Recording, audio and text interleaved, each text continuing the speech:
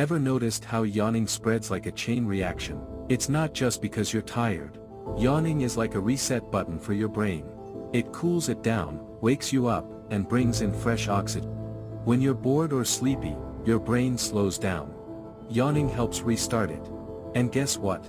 It's super contagious. Seeing someone yawn tricks your brain into doing it too.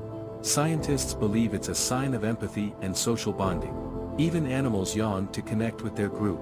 It's your brain saying, hey, let's stay sharp. So next time you yawn, don't fight it, embrace it. Your brain is just trying to keep you active. Did you yawn while watching this?